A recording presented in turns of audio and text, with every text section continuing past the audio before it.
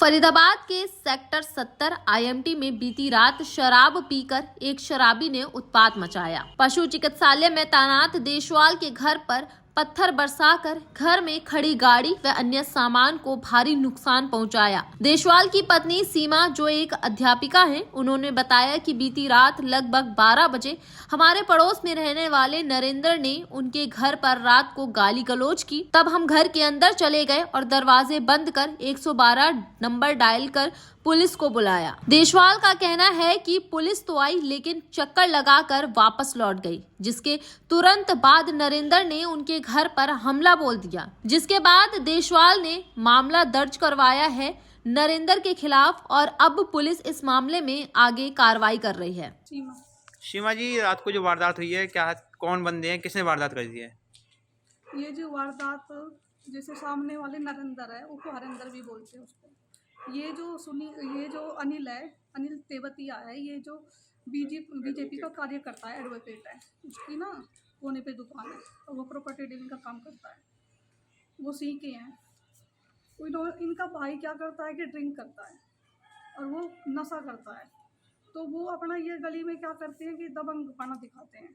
जो बाहर के लोग होते हैं उन पे ना प्रेशर जमाते हैं ताकि वो उनको डरा धमका के यहाँ से भगा दिया जाए और फिर इनका जो घर है वो डर के मारे बेच दें और फिर हम उस पर कब्जा कर। इस टाइप के लोग हैं ये। 1.5 महीने पहले क्या हुआ था कि इन्होंने इसी तरह हमारे साथ वारदात की थी। इन्होंने हमें ना डराने की बहुत कोशिश की थी। तब हमने पुलिस की हेल्प मांगी थी, लेकिन पुलिस ने हमारी संतुष्ट नहीं थे हम हेल्प से। हमने बहुत हेल्प मांगी लेकिन उन्होंने फिर हेल्प कोई खास नहीं की हमारी। हम उस हेल्प पे संतुष्ट नहीं थे। इनके हौसले इसलिए और बुलंद हो गए। इन्होंने 10 दिन से क्या किया कि ये एक नशा मुक्ति केंद्र से छूट गया है और 10 दिन से अपने घर पे आया हुआ है। ये क्या करता है, ऐसी आवारागर्दी करता है, छत पे चढ़ जाएगा। छत पे चढ़ के घरों की तरफ देखता है, गंदे गंदे इशारे करता है, ड्रिंक करता है और इतनी गाली गलौज करता है कि घर पे काम करना भी बहुत मुश्किल हो जाता है। जैसे ही जॉब पे जाएंगे हम मॉर्निंग टाइम में या फिर दोपहर बाद इवनिंग में आते हैं, हम अपनी छत पे ही मिलता है और जानबूझ के ना लेडीज़ को देख के बहुत गाली देता है। तो हम इग्नोर कर देते हैं। मैंने कई बार 1-2 बार इनसे बोला तो ये कहते हैं हम पुलिस कंप्लेंट करेंगे, लेकिन पुलिस क्या करती है कि खास वो हेल्प नहीं करती, क्योंकि हमने पहले वारदात हुई थी वो देख चुके हैं हमसे। तो रात क्या हुआ कि 12 बजे इन्होंने ऐसे ही दोबारा से इंसिडेंट किया। लगभग 12:05 का स्ट्राइक का टाइम था। तो इन्होंने बहुत तेज़ हमारा दरवाज़ा खटखटाया। तो मैंने कहा कि जैसे मुझे आवाज़ आई, मैं अपने बच्चे को लेके सो रही थी कि वो कौन है। तो ये कह रहे कि हरिंदर है, वही वाला वो जो ड्रिंक करके आया, और वो कह रहा है कि दरवाज़ा खोलो, मैं तुम्हें अंदर आऊँगा और ये करूँगा। तो मैंने कह दिया नहीं, दरवाज़ा नहीं खोलना। तो इन्होंने दरवाज़ा नहीं खोला। हमने दरवाज़ा नहीं खोला तो वो गाली गलौज करने लगा और हमारे दरवाजे पर बहुत तेज़ वो इसको पटकने लगा दरवाजे पे। इसको खूब कुंडी वगैरह खटखटाने लगा, ये और वो, और गाली गलौज करने लगा। उसने यहाँ भी मुझे बहुत गाली दी और इनके साथ भी उल्टा बोला। फिर हमने पुलिस की हेल्प मांगी, 112 नंबर पे कॉल की। उसके 20-25 मिनट लगे होंगे, वो आए। और उसने क्या किया कि जैसे जब तक वो पुलिस नहीं आई थी, ऊपर गया वो छत पे और वहाँ से रोड़े पत्थर बरसाने लग गया।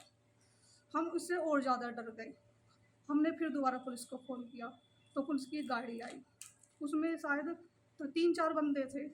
तो उन्होंने कहा कहाँ कौन है? हमने कहा जी सामने वाला है, ऐसे ड्रिंक करके हमें बहुत परेशान कर रहा है और हमला कर रहा है। तो क्या अच्छा। तो उसके दरवाजे पे गए तो उसने अंदर से कुंडी लगाई हुई थी और वो छत पे चढ़ के वारदात कर रहा था। वो ईंटें हैं वो बरसाता था। तो ये पुलिस कहने लगी भाई उसने तो अंदर से कुंडी लगाई हुई, हम इस तरह से नहीं कर सकते। तो वो उन्होंने खाना पूर्ति की और वापस चले गए। फिर वो उनको जाते ही फिर दोबारा हमला करने लगा। उसने हमारी गाड़ी तोड़ दी और दोबारा मैं बहुत परेशान कि हम बिल्कुल डर गए। ना ही कोई पड़ोसी आया। हम डर की वजह से ना कुछ समझ नहीं आ रहा था हम क्या करें। पुलिस वाले क्या कह रहे हैं फिर? पुलिस वालों ने क्या कहा है? पुलिस वाले शुरू में तो उनकी कार्रवाई से हम संतुष्ट नहीं है। बाद में जब 2 घंटे बाद उन्होंने उसको पकड़ा, फिर अब क्या है कि पुलिस वाले पकड़ तो लेते हैं, फिर जमानत पे फिर छोड़ देते हैं।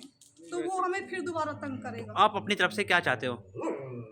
हम ये चाहते हैं पुलिस और प्रशासन से, अनिल विज से, सरकार से, कि जो इस टाइप का जो दबंग आदमी जो हमें परेशान कर रहा है और गली वालों को भी परेशान करता है, इसके खिलाफ ना सख्त से सख्त कार्रवाई की जाए। मेरा नाम राजवीर देसवाल, कहाँ रहते हो? मैं यहाँ IMT सेक्टर 70 मुजेड़ी मोड़ में रहता हूँ। क्या काम करते हो? मैं पशुपालन विभाग में BLD के बतौर कार्यरत हूँ। सर ये जो घटना हुई है, क्या घटना हुई थी? आज रात को 12:05 पे एक शराबी व्यक्ति है और बहुत सनकी व्यक्ति है, नरेंद्र उर्फ हरिंदर तेवतिया, जो बीजेपी नेता अनिल जेलदार एडवोकेट का भाई है, और उसने पहले गाली गलौज करी। हमने इग्नोर कर दिया कि शराब पी रखी है। फिर गेट खुलवाने की कोशिश करी, गेट कूदने की कोशिश करी, लेकिन हमने गेट नहीं खोला। फिर वो गाली गलौज करने लगा तो हमने डायल 112 पर मदद मांगी। डायल 112 आई, लेकिन बिना कार्रवाई किए लौट गई। डायल 112 को देखते ही वो अपने घर में घुस गया। उसके बाद दोबारा से जब डायल 112 चली गई तो उस व्यक्ति ने दोबारा से फिर मेरे घर पर हमला किया। आप देख सकते हैं ये पत्थर पड़े हैं, बहुत मोटे मोटे। उन्होंने मारा और मेरे परिवार पर, मेरे बच्चे पर जानलेवा हमला किया। बड़ी मुश्किल से हमने अंदर भागकर जान बचाई। फिर हमने SHO साहब सदर बल्लभगढ़ को फ़ोन किया और IO जो हमारे समय सिंह जी हैं उनको फ़ोन किया। वो आए, लेकिन उनको देखते ही फिर घर के अंदर घुस गया। नहीं, ये अनिल मोहन जो बता रहे हो, है कौन ये बंदा? ये अनिल जेलदार का छोटा भाई है, और अनिल जेलदार के जो बड़ा भाई है उसने भी 1.5 महीने पहले मेरे ऊपर घर पर हमला किया था। तो अनिल जेलदार ने सामाजिक तौर पर उसका राजीनामा करवा दिया था, और इसकी सहपरी, अनिल जेलदार एडवोकेट की सहपरी, क्योंकि वो कहता कि मैं पुलिस प्रशासन 10-20 हज़ार रुपये में खरीद सकता हूँ, मेरी इतनी राजनीतिक पहुँच है, उसी सहपरी इसका भाई इसने हमला किया। बगैर किसी कारण के किया। हमारी इससे कोई व्यक्तिगत दुश्मनी नहीं। इसकी घरवाली जो घर छोड़कर चली गई उसकी वजह से फ्रस्ट्रेटेड है और हमारे ऊपर हमला कर रहा है। मेरे ऊपर नहीं, गली में सभी लोगों से बदतमीजी कर रहा है। तो उसने फिर हमला किया। फिर तीसरी बार हमने पुलिस को कॉल करी, डायल 112 भी आई और IMT चौकी से भी आए। इतनी देर में वो गाड़ी लेके फिर धमकी देते हुए जैसे पुलिस जाते ही IMT की तरफ भाग गया। हमने फिर पुलिस से मदद मांगी तो पुलिस का और उसकी गाड़ी का आमना सामना हो गया, तो गाड़ी लॉक करके खेतों में भाग गया। फिर उसके बाद जैसे पुलिस ने मेरे को वहाँ पर बुला लिया, जबकि मैं मना कर रहा था कि आप मेरे घर पर आओ, हमला यहाँ हो रहा है, आप वहाँ क्यों बुला रहे हो? नहीं, पुलिस खा तोड़ा जाएगी, आप यहाँ आ जाओ। तो सभी राइडर वाले, IMT चौकी वाले और दूसरे पुलिस वाले थे, वो कह रहे थे कि हम सबको सुरक्षा थोड़ा दे सकते हैं। मैंने कहा फिर आप दावा क्यों करते हो सेवा सुरक्षा से? आप सेवा नहीं दे सकते तो फिर आप कह दीजिए हमारे बस की बात नहीं है। मैंने कहा आप 10 पुलिस वाले एक व्यक्ति को नहीं गिरफ्तार कर सकते जो सनकी है और जो हमला कर रहा है। तीसरी बार हमला कर लिया आपके सामने। फिर उसके बाद उन्होंने चौथी बार वो पैदल आते हुए पीछे से छत पे चढ़ के, आप देख सकते हो, मेरी गाड़ी तोड़ दी, मेरी घरवाली के हाथ पे लगी, बच्चा मुश्किल से बचा, और तमाम सारे घर में मेरा कूलर तोड़ दिया और इतनी सारी बुरी हालत कर दी। मैडम ने मुश्किल से भीतर छुप कर जान बचाई। और उन्होंने फिर मेरे को फ़ोन किया कि आप कहाँ हो, मेरे ऊपर हमला होगा चौथी बार, आप पुलिस के पास क्यों खड़े हो, मुझे घर पर आकर बचाओ। फिर पुलिस वाले और हम यहाँ भागे। फिर हमने उसको ढूंढने की कोशिश करी तो छत कूद के और भाग गया, लेकिन हमें नहीं मिला। तो फिर पुलिस ने ढूंढते हुए, इधर से हम ढूंढ रहे थे, उसको दीवार के पास छुपे हुए पकड़ा और IMT पुलिस चौकी ले गई। फिर हमने रात को ही लिखित कंप्लेंट इस बारे में दी ताकि इस पर कानूनी कार्रवाई हो सके, क्योंकि ये व्यक्ति सनकी है, ये कोई बहुत बड़ा कांड कर सकता है और साइको हो चुका है। ये 16 महीने नशा मुक्ति केंद्र में रहा है, अपनी घरवाली पे हमला करके इसने घर से निकाल दिया और 14 साल की बच्ची है उस पर हमला करके निकाल दिया। ये बिल्कुल फ्रस्ट्रेटेड व्यक्ति है और बहुत लोगों की जान ले सकता है। अगर पुलिस ने इस पर कार्रवाई नहीं की, किसी पहुंच की वजह से इसको छोड़ दिया, तो ये बहुत लोगों की जान ले सकता है। ये मैं दावे के साथ कह सकता हूँ।